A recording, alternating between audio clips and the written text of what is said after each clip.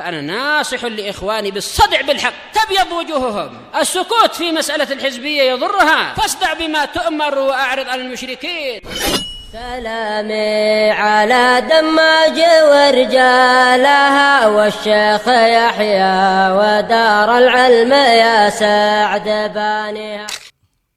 ليظهره على الدين كله وكفى بالله الشهيدا. أشهد أن لا إله إلا الله وحده لا شريك له إقرارا به وتوحيدا، وأشهد أن محمدا عبده ورسوله صلى الله عليه وعلى آله وسلم تسليما مزيدا لا نبي بعده.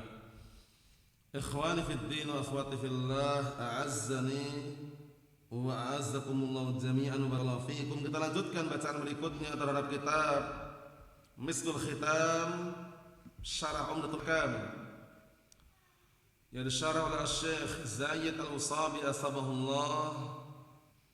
Sekarang kita akan masuk ke halaman 94.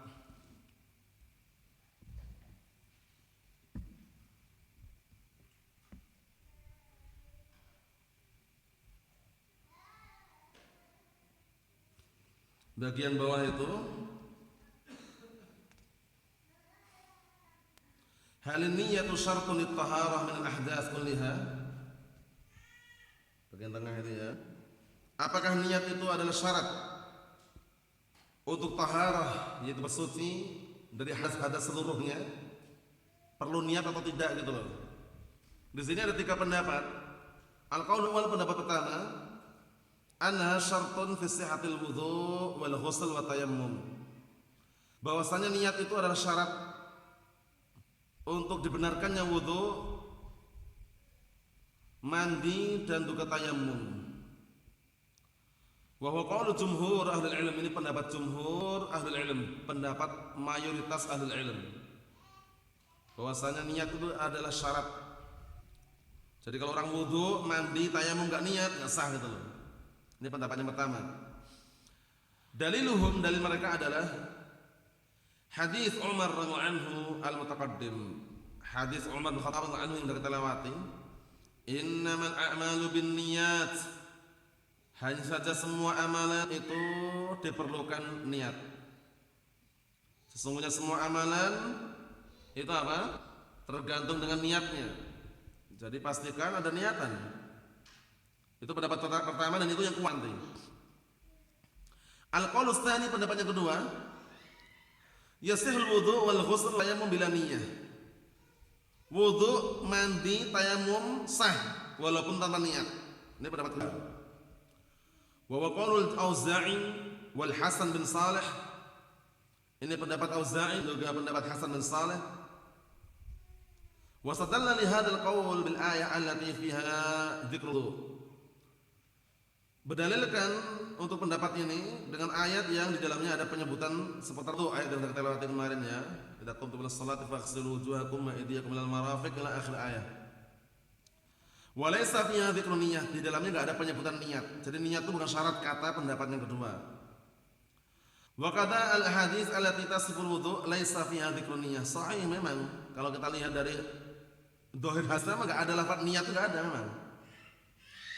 Demikian juga hadis yang sudah kita lewati yang mensifati tentang wudunya Rasulullah SAW itu enggak ada penyebutan niat, memang enggak ada.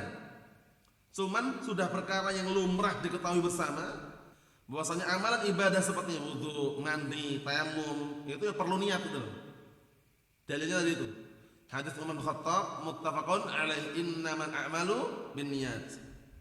Al-qaulu tsalits, pendapat yang ketiga, yasihul wudu wal ghusl bila niyyah. Wudu dan mandi itu sah tanpa niat. Wala yasih tayammum illa binniyah. Kalau tayammum enggak sah kecuali niat. Ini rincian yang jauh dalil juga nih. Kalau tayammum sah walaupun tanpa niat. Kalau tayammum tidak sah kecuali dengan niat. Kalau mandi atau wudu, mandi dan wudu sah walaupun tanpa niat. Ini pendapat ketiga ya. Wa huwa Tsauri wa Abi Hanifah wa riwayat Anil Auza'i. Ini pendapat Tsauri, Sufyan Ats-Tsauri, pendapat Abu Hanifah, pendapat riwayat dari Auza'i. Ar-rajih, pendapat yang kuat, huwal qaul awal, adalah pendapat yang pertama. Yaitu apa? Nah, bahwasannya niat itulah syarat sahnya wudu, syarat sahnya mandi, syarat sahnya tayammum. Mandi di sini mandi apa? Tentunya kita tidak asing lagi ya, mandi di sini mandi janabah. Antum atau kita ketika janabah antum nggak niatkan, nggak sah. Iya dinilai mandi biasa. Karena mandi biasa itu nggak perlu niat kan. Mandi biasa yang kita mandi untuk kebersihan, pagi mandi, sore mandi, misalkan ya kan, itu nggak perlu niat itu. Tapi kalau mandi janabah itu harus ada niatan. Saya pahami. Kalau dia nggak meniatkan untuk mandi janabah, untuk mandinya dia tetap dinilai mandi biasa. Saya pahami. Nah, itu maksud mandi di sini. Hadis Umar bin Khattab anhu, innamal a'malu binniyat. Sesungguhnya semua amalan tergantung dengan niatnya. Saya pahami ya, kesimpulannya bahwasanya niat itu syarat untuk sahnya wudu, sahnya mandi tadi itu, dan sahnya tayamum. Mafhum? Yang terakhir, man tawadda'a salatin nafilah aw qira'atul Qur'an fahalahu an yusalliya ghair dzalik min as-salawat. Penting juga ini. Barang siapa yang wudu untuk salat sunnah, wudunya untuk salat sunnah ya. Barang siapa yang wudu untuk salat sunnah atau wudu untuk baca Al-Qur'an, apakah boleh dia salat dengan wudu tersebut untuk salat wajib? Bisa dipahami enggak? Dia wudu untuk salat sunnah, wudu untuk baca Al-Qur'an, boleh enggak dia salat wajib dengan wudu tadi itu, enggak perlu wudu lagi gitu maksudnya? Paham belum? Enggak perlu wudu lagi, itu yang kita bahas. Boleh atau tidak? Qala Ibnu Mundzir rahimahullah mas'alatun. Berkata Ibnu Mundzir rahimahullah mas'alatun, permasalahan yang baru. Wa idza tawadda'a yanwi taharata min hadatsin. Dan apabila orang itu berwudu meniatkan untuk bersuci dari suatu hadas, atau taharatan lis salati fardhah, atau niat bersuci untuk salat fardhah, salat wajib, atau nafilah atau salat sunnah, atau qira'ah atau baca Al-Qur'an, atau salat ala janazah atau salat janazah, falahu an yusalliya bihil maktubah fi qouli Syafi'i. Maka boleh bagi dia untuk salat wajib pun menggunakan wudu tadi, enggak perlu wudu lagi. Bisa dipahami enggak? Contohnya antum wudu untuk baca Al-Qur'an di masjid misalnya, baca Al-Qur'an. Nah, kemudian datang waktu salat zuhur. Perlu wudu lagi atau boleh pakai wudu tadi? Selama belum batal boleh pakai wudu yang tadi, enggak perlu. Nah, barakallahu fiik, na'am, untuk apa? Wudu lagi. Karena orang ketika berwudu itu niatnya apa? Menghilangkan hadas asghar. Hadas kecil ya. Kalau hadas akbar enggak boleh, enggak bisa dihilangkan dengan wudu. Kita lihat. Nah, fi qaul Syafi'i wa Abi Ubayd wa Ishaq wa Abi Thawr wa ghairihim min ashabina wa kadzalika naqul. Kata beliau dan demi kami katakan, kata Ibnu Mundzir. Jadi kesimpulannya, kalau orang dia berwudu untuk salat sunnah pun, berwudu untuk baca Al-Qur'an, datang waktu salat wajib dia langsung salat dengan wudu tersebut, boleh. Tidak perlu diulang wudunya lagi. Pertanyaan, boleh enggak mengulang-ulang wudu? Sebenarnya mengulang-ulang wudu, para ulama telah membahas namanya tajdidul wudu, memperbarui wudu. Itu enggak ada larangan. Antum misalkan ketika mau maghrib wudu, duduk taklim sampai isya belum batal, wudu lagi boleh. Bukan karena batal ya, tapi tajdid namanya. Tajdid, memperbarui wudu. Paham? Tapi kalau enggak wudu bagaimana? Enggak masalah selama belum batal. Bisa dipahami? Nah, itu namanya tajdidul wudu. Satu kali wudu untuk salat boleh enggak? Boleh enggak kira-kira?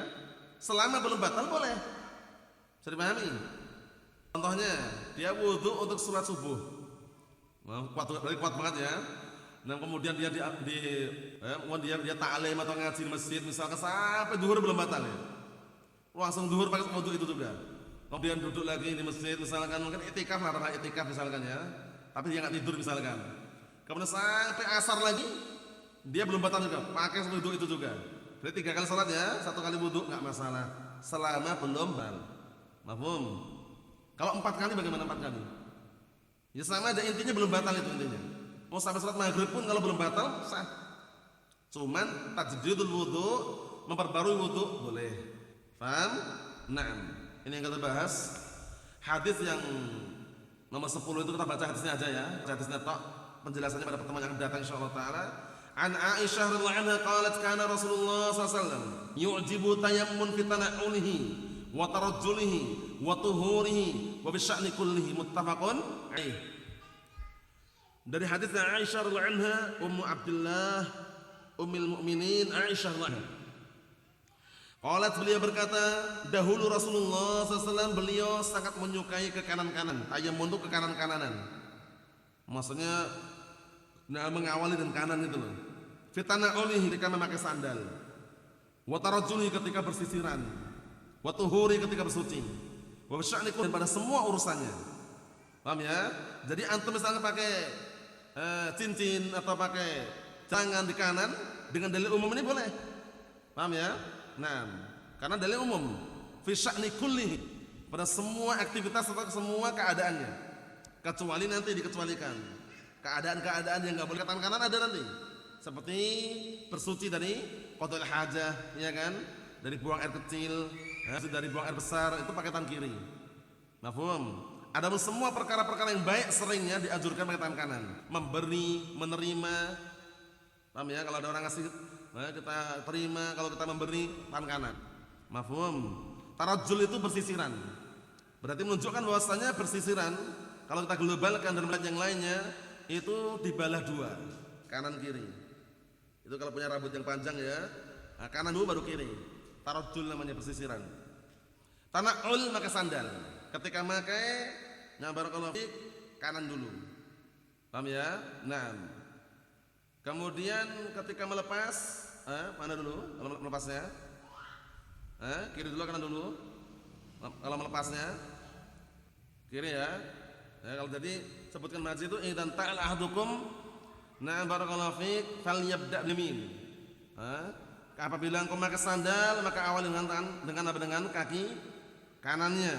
Nah, jadi awal kali dia awal kali dia pakai, terakhir kali dia lepas. Berarti kalau ngelepas ya kiri dulu baru kanan. Paham ya? Makanya kanan dulu baru kiri. Sudah paham ya? Itu semuanya ternyata Rasulullah menyukai hal seperti itu. Ke kanan-kanan itu maksudnya memulai dengan tangan kanan. Paham ya? Memulai dengan sesuatu kanan, tangan atau kaki, tadi itu di antara dalilnya. Paham ya? Adapun penjelasannya insyaallah taala pada pertemuan yang datang. Bi'idznillah azza wa jalla. Alhamdulillah rabbil alamin.